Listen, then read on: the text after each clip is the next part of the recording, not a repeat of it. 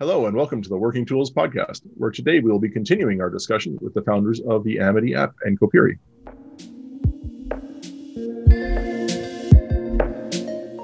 Ladies and gentlemen, brethren all, welcome to the Working Tools Podcast, a casual conversation around Freemasonry. First, it's important to note that our thoughts and opinions are our own and do not reflect those of our Grand Lodge or respective craft or concordant bodies. Please connect with us and ask questions via our website at theworkingtoolspodcast.com.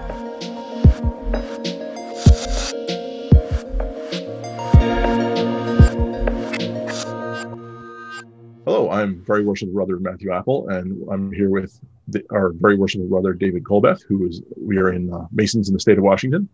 And we have with us our other two usual hosts, worshipful brother Stephen Chung and right worshipful brother Trevor McKeown from the Grand Lodge of British Columbia and Yukon. And we have returning our guests, worshipful brothers Michael Radigan and Jeremy Barnes of the Amity app fame. Their names being trumpeted across the nation. So we appreciate you guys coming back for another show and discussing your app with us. Thrilled to be here. Sorry I forgot what shirt I wore last time, and I wore the same one. Yeah, thank you guys. Yeah, we all juggled places on my screen, but other than that, so in our last episode, you guys had just touched on this dues cards and having one dues card. Now, have you got all the concordant bodies on board with being able to do that?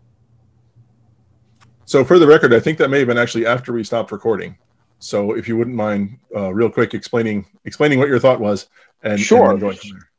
So the King Solomon's Pass, there are variations of the King Solomon's Pass technology. We have grand jurisdictions that actually we've printed QR codes on physical dues cards. They've requested that, so each person gets their dues card. There's a QR code on it, and they use that, and you scan it, and you'll see your profile in real time. They also are able to use in some jurisdictions the actual app as the official status, or their dues card in New York in the Amity app. It's the same thing as the QR code in a way, but through the form of the app. So not even carrying a card, just the app. Correct. Now, this is all depending on the jurisdiction that you're hailing from. If your jurisdiction doesn't use that, then, absolutely do not use that. This is something that we constantly share and make sure that people are aware of. But it is really helping a lot of people. And actually, it's helping a lot of the Masons that are in Central and South America, because they don't have, the money sometimes for the dues card. Some of them do, but, this has been just a great technology for them to use and for them to interact. And for any jurisdiction that does use it, they can interact between one another. And it's actually taking a lot of the process and difficulty out of it. In 2021, the truth of the matter is there's many dues cards that actually can be forged. And by the way, a dues card actually is imbued with the membership, where if somebody is expelled from the craft, they still have a physical card for a year and could go different places, where when you use this real-time technology, it's in real time and you can see the person's status. So with all that said, the next logical step is, hey, if we can now integrate, and do real-time status for about 100 Grand Lodges around the world now, what about the appendant and concordant bodies, right? And the answer there is we are well down the road talking with a number of them, ranging from the Grotto all the way down to D Malay. We're excited to be rolling that out in the near future. Getting rid of all the dues cards that we have in our pockets that are giving us backaches. Jeremy, maybe you want to touch on a bit of what's coming and how this all ties into that. If you want to give a little gem on what people will probably see shortly. Yeah, so we're getting ready to release another app. Matter of fact, by the time you hear this episode, I'll either have jumped out a window or it'll be published, maybe both. I'm not too far from the ground over here, so but we're adding quite a few features actually to Amity. One of them is what we're calling now Near Me, and so we're moving to a map-based search, which will basically look like Google and have not only lodges but appendant bodies there. But the other thing that we're really excited about is we're launching what we're calling the Signet. The Signet is the next generation of Masonic identification. And it has the ability to leverage the King Solomon's Pass technology Michael was talking about in the form factor of a ring. And so, what I'm wearing right now, I know everyone's listening to audio, but, I'm wearing a simple black ring and it's got an NFC chip in it. And it's as simple as saying, let me tap my ring on a phone, and David, to your point earlier, well, you can use the app instead of your dues card. Well, what are you more likely to leave at home these days? Your phone or your wallet? I would submit it's actually your phone. But the one thing that I can bet is you're probably going to walk out of the house with all your fingers. So if you've got a ring on, you don't even need your phone, right? And that'll show off all of your memberships across the board. All you darn technology people. we truly believe that Freemasonry deserves this sort of technology. Absolutely. Well, we talked a lot in the previous show about how some people will be willing to embrace the idea of new things and new technology, and some aren't. I mean, we're still having, some people want to have that physical book still, and so you're trying to help them as well. But then there's the new generations that are coming into Masonry, which I think we're all agreeing that we're seeing droves of new guys, young guys coming in. And with concordant groups, the youth groups and stuff, they're going to want some cool stuff as well. So using their phone, absolutely. I don't know. I might leave my ring home, but I certainly won't leave my phone home. And that's exactly the approach that people are taking these days, and we've found that, and I don't want to sound like I'm bashing anyone, because obviously, to me, the most important thing about Freemasonry is the in-person interaction, right? You can't get away from that. We're old school in that way, and nothing Amity will do can change that or should change that. And at the same time, when you go and get investigated at a lodge that you haven't been to before, 3 out of the 4 things that you do are administrivia, right? Are you who you say you are? Are you from a lodge and a Grand Lodge that's regular and recognized, right? And is your membership active? That has nothing to do with whether or not you've received the degrees, and can you prove yourself, right? It's literally things that computers can do better than humans. Now, an app will never replace the rest of a Tyler's investigation, which we're all familiar with, and it never should.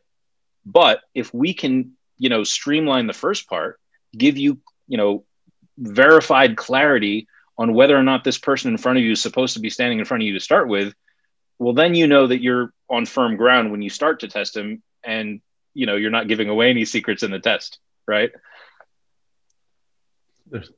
I got tested in one lodge in Pennsylvania, and the guy put me through all sorts of stuff that I didn't expect to be asked about. And at the end, he said, we do things differently here in Pennsylvania, and I just wanted to see how you guys do it in Washington. There I am sweating all this.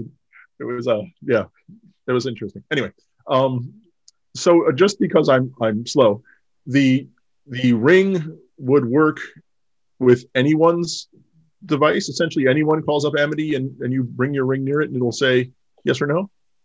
As long as it uses NFC technology. We do have those brothers out there that still have the first iPhone, and we want to serve them as well. Unfortunately, they probably won't be able to use all of our technology just yet, but it will, as long as it has the NFC capable technology. Which is most current phones. Yeah, to put a fine point on it, the iPhone, I believe it was the 8, right? And now we're just about to come out on the 13, right? So 5 years ago, the 8 is what started on the iPhone side with NFC technology, and Android had already integrated with it before then. So generally speaking, if your phone is less than 4 or 5 years old, you'll probably be good. But again, as Michael said, there's hundreds of devices out there, and certainly some people like to keep their devices. And, in that case, unfortunately, modern technology requires modern technology. So there will be some limits on who can use it. And to help people understand the concept, and the most widespread use of it, I would say, is probably on credit cards and things like that. The chip on a credit card or a debit card is NFC, the idea of the NFC. So you tap your card. It's a near field communication. NFC is near field communication. So it has to be close to it. So you'd tap or rest the ring on the phone with the NFC activated, I assume with the Amity app open, and then it would trigger that near either or. Actually, it'll pop open the app if it's not open. Okay. The other thing that a lot of people have experience with is if you work in an office setting and have a badge and ever use your badge to open a door. Sure. That's the same sort of technology. Yeah. Yeah. And it's not a transmission. The ring or the badge or the chip in the card isn't transmitting. It's just I don't want to get into technology, but it's not transmitting. So you're not broadcasting anything when you're walking around or holding. Think of it like an Easy Pass, right? Your Easy Pass or your toll tag in your car is not constantly shooting out information to the world. When you drive under one of the systems on the highway, it beams down something and it bounces off your tag, and that's how it knows. It's the same thing. The only difference is, and people ask us occasionally, well, can somebody hack my ring? The thing with NFC is you need to be within 5 to 10 centimeters for it to work. So unless someone's just about wearing the same pair of pants as you are, it's not like I can stand across the room and scan an NFC device. It doesn't work that way. So is this totally different from the technology that Bill Gates put in the chip in when I got my COVID shot, or is that? No, this is actually our version, right? It's got a little spike on the inside, and we're giving vaccines and 5G while you're at it. Oh, right? dear Lord, no. I probably shouldn't have said that. We're probably going to get a flag by. I know. Yeah, exactly. Right. This show will not publish. Yeah. Did we mention the media library? Yeah, right. Although that's a great segue, and sometimes not even folks like you know what we have available where we're going. Amity now has a media library where we have most of the blogs and podcasts. Where you have an excellent podcast section, if I may say, that everyone should check out. And what I'm excited about, and this is more for you than the audience, so I'll keep it short, but we're going to be able to understand who is listening, what Grand Lodges are listening to your podcast the most, right? And again, it comes down to technology that exists and Masons don't have. There's no reason why we can't say, hey, what Grand Lodges does my Grand Lodge interact with the most? Yeah. No reason at all, except for the fact that we don't talk to each other. And that's Amity's goal. We want to help people communicate in a useful way.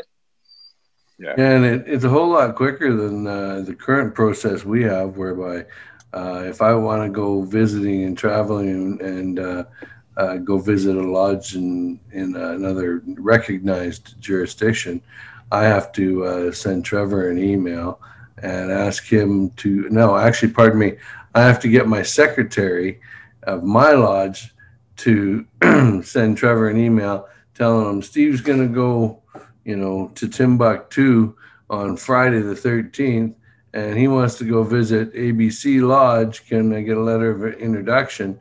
And then that gets sent up to us, and I'm supposed to take that with me and hand it in person. That's process. That's exactly right. So we need to foot stomp something, right? And this becomes the protocol issue. So at its core, Amity is a reference tool.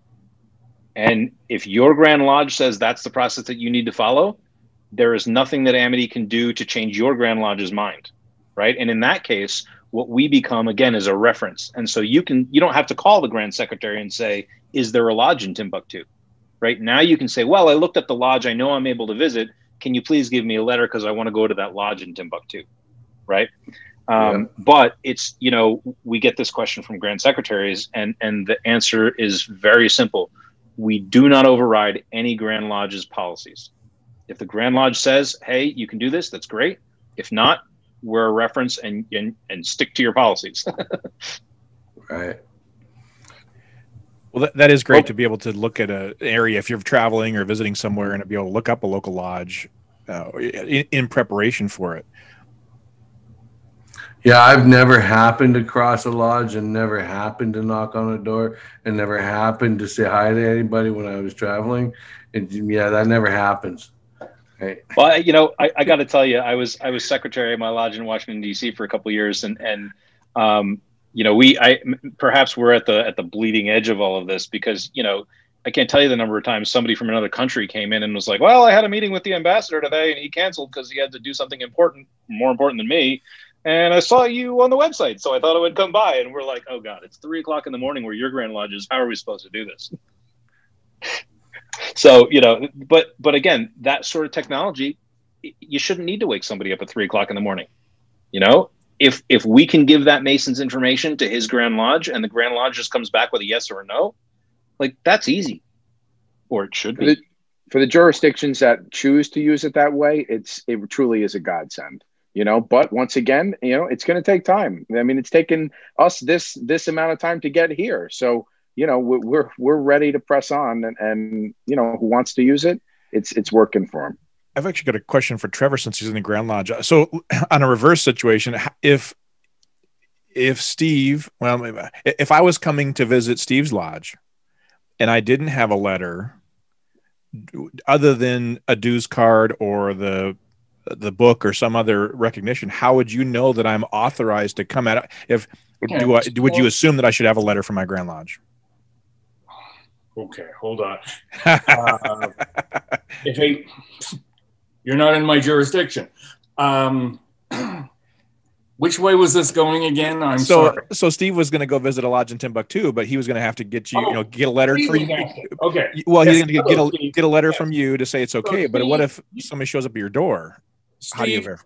Steve, you go to any jurisdiction in the world and walk into a lodge meeting, and I don't care. It's up to them to prove you. Mm-hmm. And if they want a letter, then you've got it. If they don't, it's the receiving lodge. We don't care. We don't want you going to irregular ones, but when you're on the road, we don't care.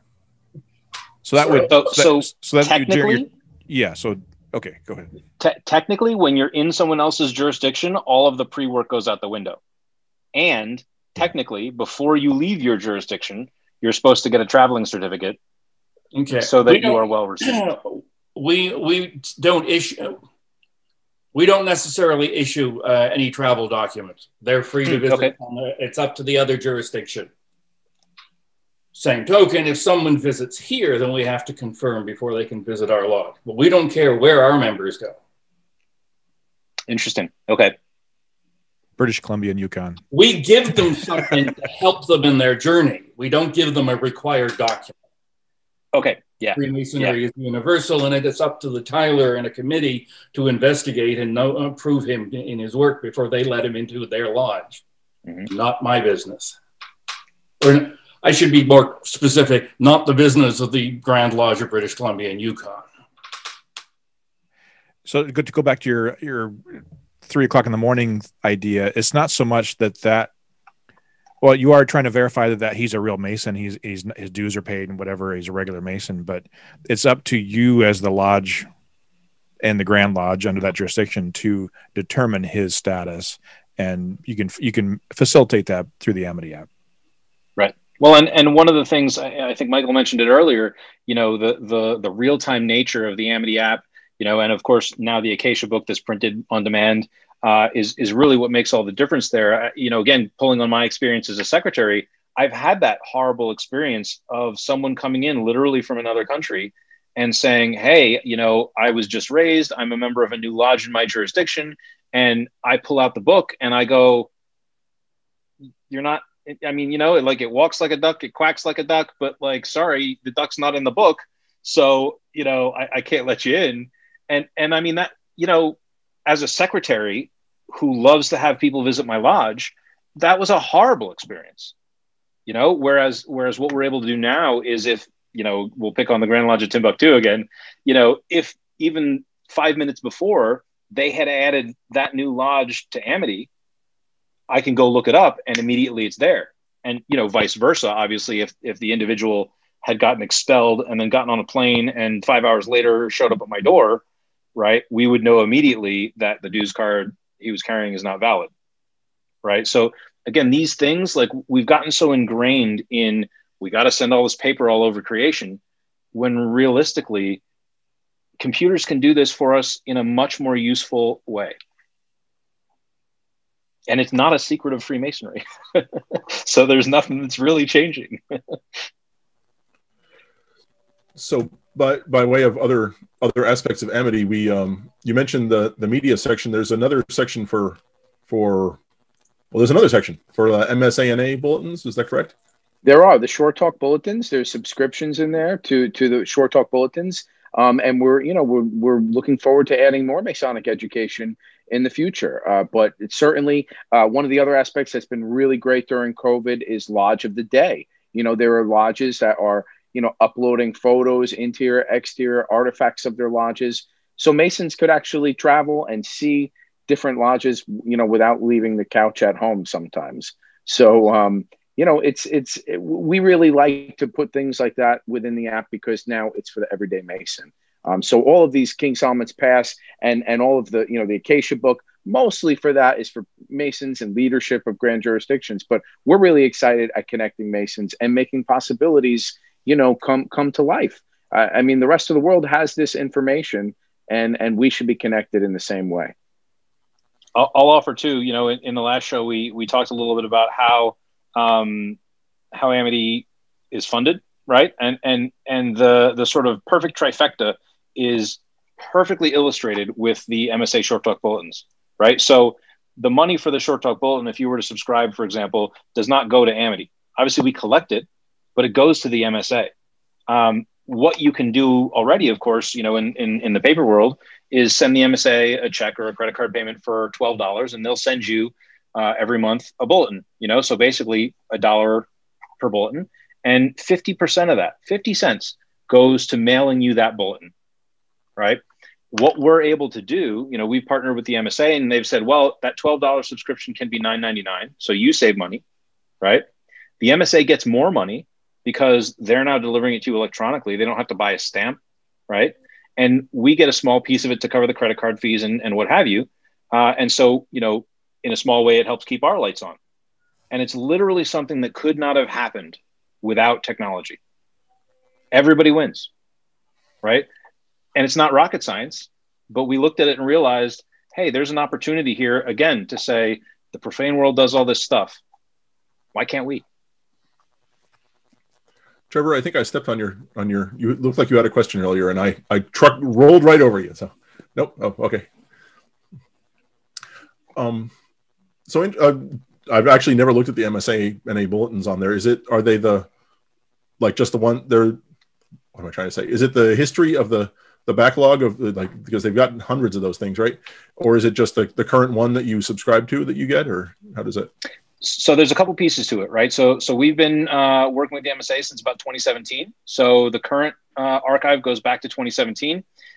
We provide basically 3 months back is a free version, right? So if you'd like to just see the free version, great. You'll see it a couple months. It'll be a couple months old. No big deal.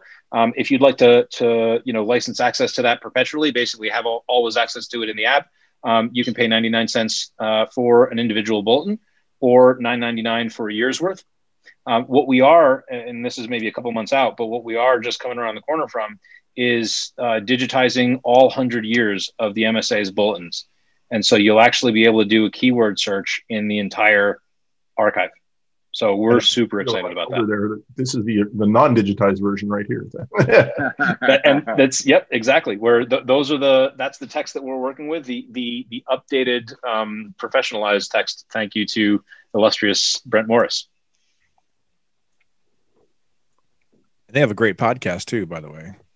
Mm-hmm. The second greatest podcast. In the new app, we're now connecting the Short Talk Bulletin podcasts with the actual individual text as well. Well, the third most popular, because Robert Johnson was just on with St. John's, and they declared he has the most popular, which I think by subscribe count, it probably is fair. Wait, but which one are we talking about? Whence Came You? Are we talking about the no? Just a joke. The roundtable. We He's a lot. I know this is gonna be recorded, and so if Robert happens to watch that, I'm sure he watches every one of our shows with bated breath. If he happens to hear this, we were going to try to get him on our show at some point and talk with him about things. But he did a great presentation on Esoteric 101. I joke with Matt. I said, if this is 101, I don't know what the 300 and 400 level class is about, because I was having a hard time keeping up. Sorry, guys. I got to tell you, I went to Chicago Masonicon last year, and it was a great experience. RJ did a great job putting that on. So super exciting. And of course, they're just I think they just had Esotericon with Dago out in California. But yeah, there are some great conversations happening in sort of the esoteric history of Masonry and kind of where it all came from. So is there anything else about about your app you'd like to discuss or put out there that we haven't touched upon? And I feel like we've. Where do we start? Michael, do you have anything you want to call out, or you want me to dive in? Well, I just don't want to put too much pressure on you, buddy. That's all.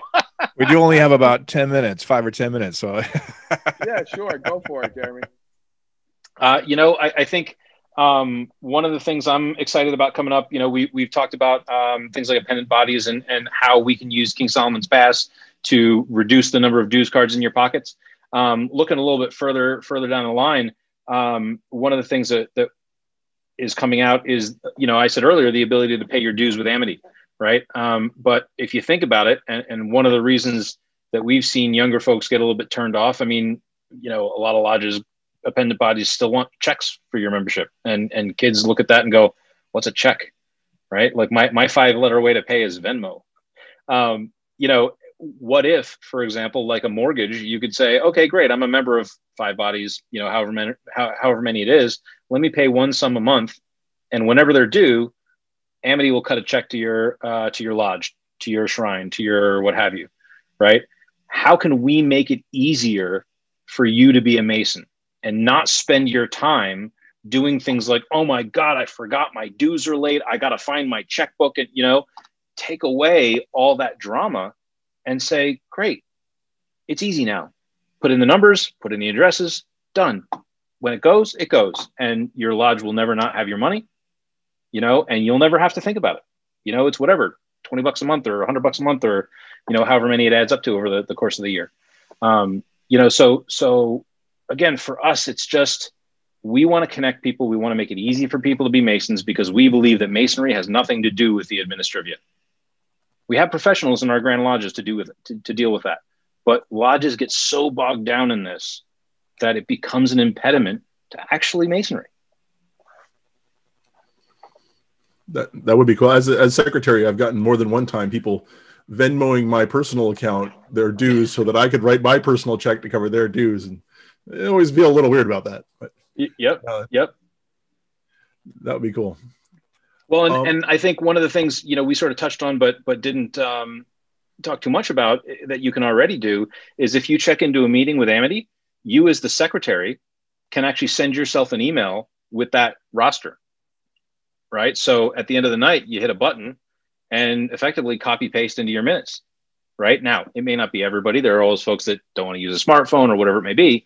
But I mean, again, when I was a secretary, I certainly didn't do it all right my year, but I spent almost an hour every meeting just organizing who showed up, and where they came from. And are you a wrong worshipful, a right worshipful, a something else worshipful?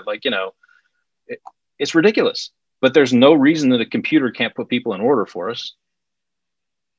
Like, why are we wasting our time doing this? So if we had a person that wasn't interested in doing the entry themselves, could we, older person maybe, could we enter their information for them so that they could, so a secretary of a lodge could, we could go, oh yeah, John's here tonight, and check him in? Or is the Amity app specific to the person holding the phone? Or can I I would have to log out, log back in, or could the secretary say, oh yeah, he's here, check them all in through Amity? I'm sorry. So, I'm probably asking a bigger question than we have time for, but go ahead. No, actually not at all. It's a little bit of both. We're just around the corner from a big upgrade to that capability for that exact reason.